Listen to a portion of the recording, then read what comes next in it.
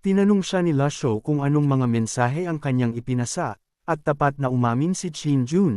Karamihan po ay tungkol sa mga Imperial Guard at sa Ten Absolutes Array, ang mga sitwasyon sa Anyang at Upper Prime Cities, at pati na rin ang mga kondisyon ng limang prinsipe. Ang huling beses na pumunta si Sect Leader Yu sa Divine Capital ay mahigit 1 buwan na ang nakalipas, sinabi niyang makikipag-ayos siya kay Sword Demon. Bukod doon, wala na po talaga. Sumpa ko, kung nagsisinungaling ako, mamatay na sana ako ng walang libingan.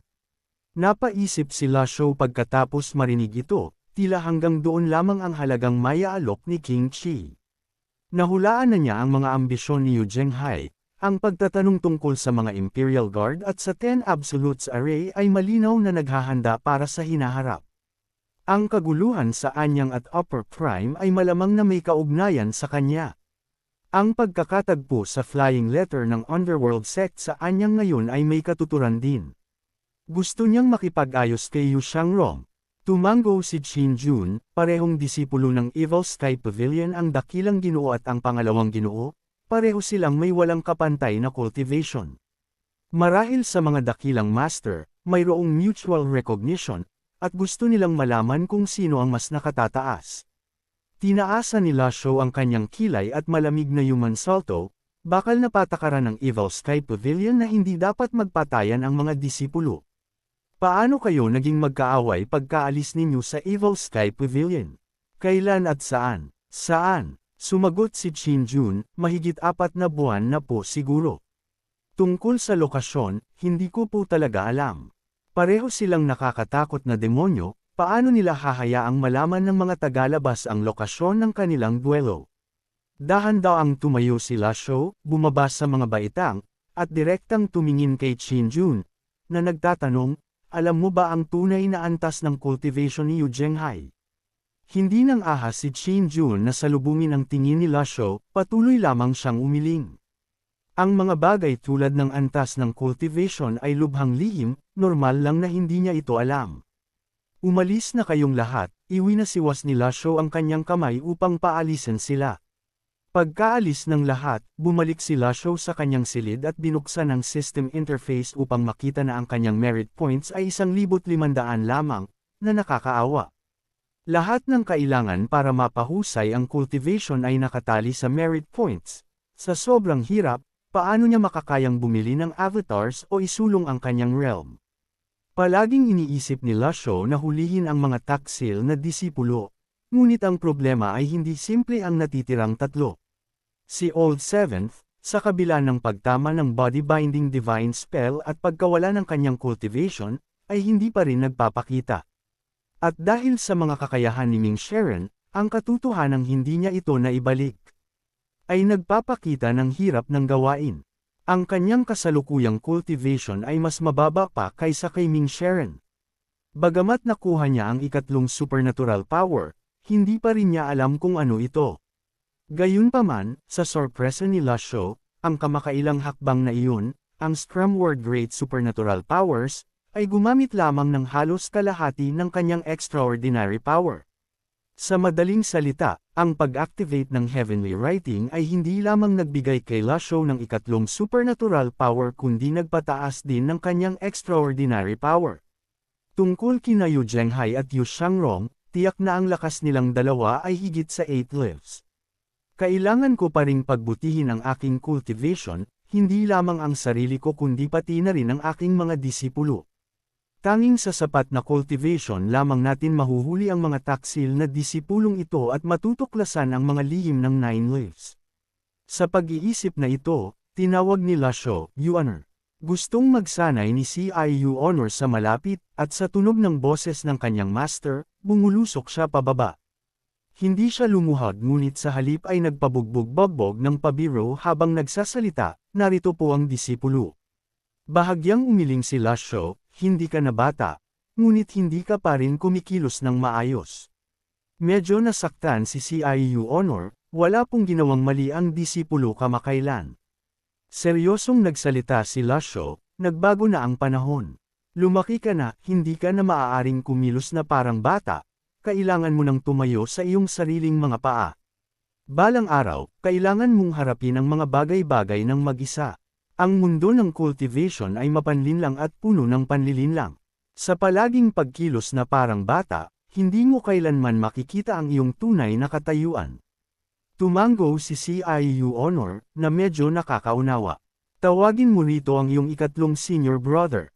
Pupunta na po ako agad. Di nagtagal, dumating ng sama-sama sina Duan Musheng at CIU Honor. Sa mga disipulo ng Evil Sky Pavilion, sila na lamang ang natitira. Si Old Eight ay nagmumuni-muni pa rin sa Reflection Cave. Tumingin si Lasho kay Duan Musheng at nagtanong, kumusta na ang iyong pagsasanay ng Heavenly First Decision?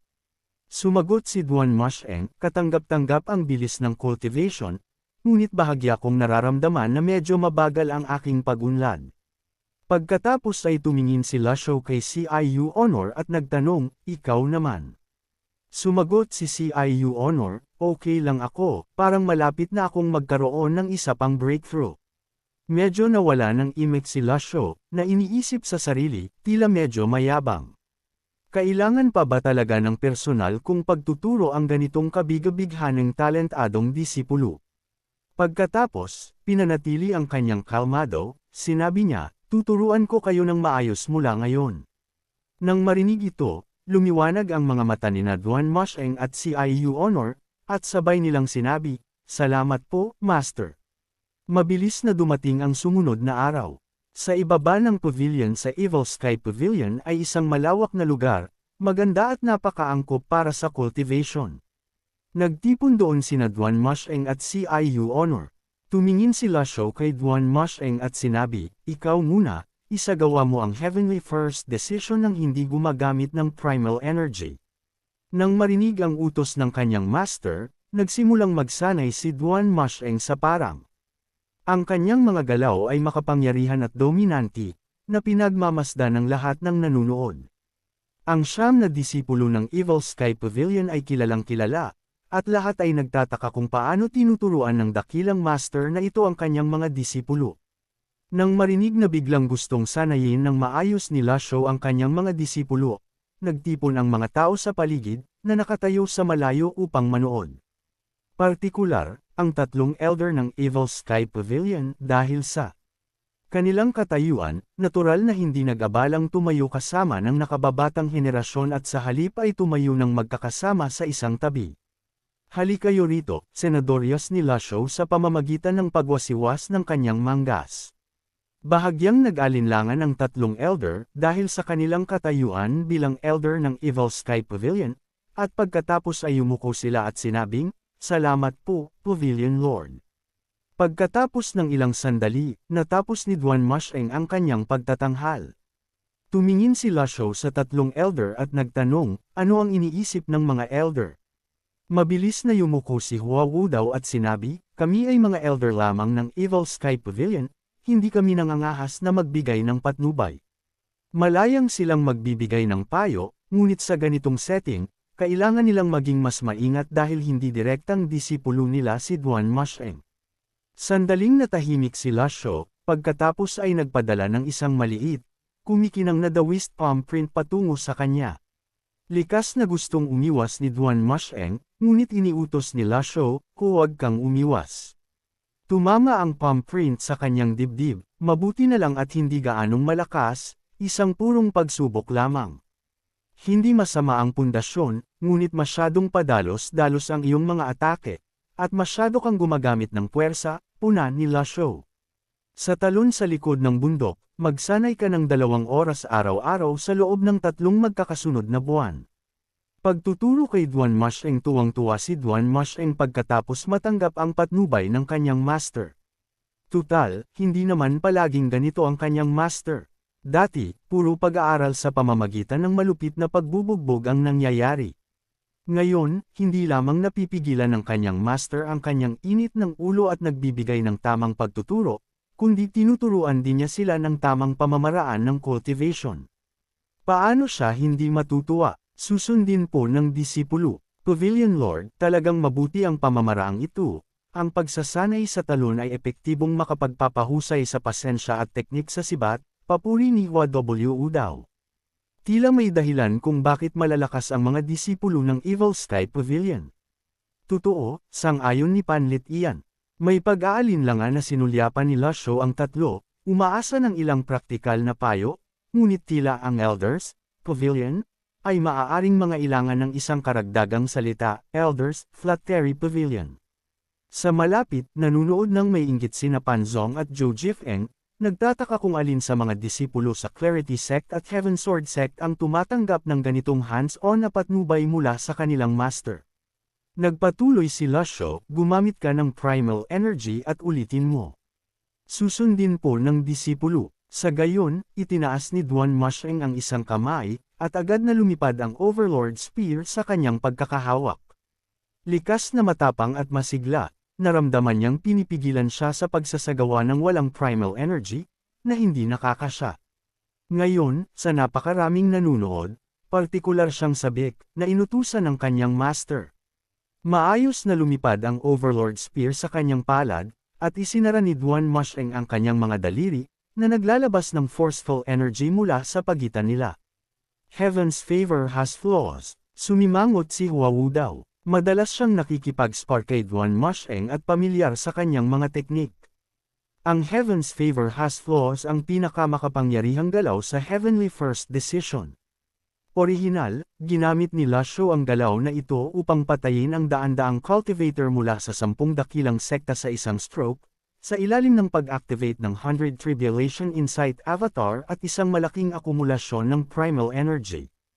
Ang top-down na diskarte ni Duan Musheng ay hindi karaniwan, tatayo lang ba roon ng isang kaaway nang hindi gumagalaw. Gayunpaman, kung isa sa alang-alang, na ito ay isang sesyon ng pagsasanay, hindi na kailangang maging mapili. Sa pagkakagawa ng galaw, panandali ang nagpakita ang dulo ng sibat ng libu-libong imahe ng sibat, pagkatapos ay nagkaisa. Tinapos ni Duan Musheng ang kanyang routine at dahan-daw ang bumaba pabalik sa lupa, natapos na po ng disipulo ang demonstrasyon. Pumalakpak agad ang grupo ng mga babaeng cultivator sa malapit, ang mga karaniwang tao ay nasisiyahan sa palabas, sinusuri ng mga eksperto ang teknik. Hinimas ni Lasho ang kanyang balbas, tumingin sa tatlong elder, at nagtanong, mayroon ba kayong anumang komento? Huwag kayong mag-atubiling sabihin ang inyong mga iniisip. Si Hua Wu Dao, na pinakanakaramdam ng pagkabagbag, ang unang yumuko at nagsabi, kung kailangan ko talagang magsabi ng isang bagay. Magarbong tingnan ngunit walang substance, iyon lang. Medyo naguluhan sina Panzong at Zhou Jifeng nang marinig ito. Pagkatapos ay bumaling si Lasho kina Leng Luo at sa iba pa, ano ang iniisip ninyong dalawa? Umiling si Leng Luo, na nagsasabing, magarbong tingnan, walang substance. Sumimsam si Panlit iyan mula sa kanyang lalagyan ng alak at sinabi, puro panlabas lang. Naramdaman ni Duan Musheng na namumula ang kanyang mga pisngi sa kahihiyan, nahihiya ngunit hindi sigurado kung saan siya nagkamali, at matigas na lamang na naghintay sa pagtatasa ng kanyang master. Gayunpaman, nanatiling kalmado si Lasho. Hindi nagalit si Lasho sa hindi gaanong paborableng mga review ng tatlo. Narinig mo bang malinaw ang sinabi ng tatlong elder? Narinig na po ng malinaw ng disipulo. Hindi mo pa man napagkadalubhasaan ang mga galaw ng Heavenly First Decision, naghahangad ka ng lumikha ng mga bagong teknik. Nang marinig ito, agad na namula ang mukha ni Duan Musheng, at hindi siya nang ahas na magsalita. Ang iyong guro ay personal na nagpakita ng Heaven's favor has flaws, sa Evil Sky Pavilion, natatandaan mo ba? Natatandaan po ng disipulo, sanayin mo ito tulad ng ipinakita. Kapag kaya mong basagin ang 6 Union Seal sa isang engranding pagbubukas, kung gayon ituturing kang dalubhasa. Biglang natahimik si Hua Wu Dao, isang pakiramdam ng pangamba ang bumangon sa kanyang puso. Susundin po ng disipulo ang mga tagubili ng master at masigasig na magsanay ng Heaven's favor has flaws. Pagtuturo kay Duan Musheng ang pagtanggap muli ng merit points ay ikinagulat ni Lasho. Ang papel ng isang guro ay magbahagi ng kaalaman, gamabay, at lutisin ang mga pagdududa, marahil ito ang tunay na paraan ng isang guro. Isang simoy ng hangin ang hamampas sa gilid ng burol, at tumingala si Lasho sa langit, napapansin na mas malakas nga ang hangin kaysa dati. Yumuko si Huawu daw at sinabi, hamina na ang harang ng Golden Court Mountain, kung magpapatuloy ito, maaaring maging balisa ang mga mula sa orthodox paths.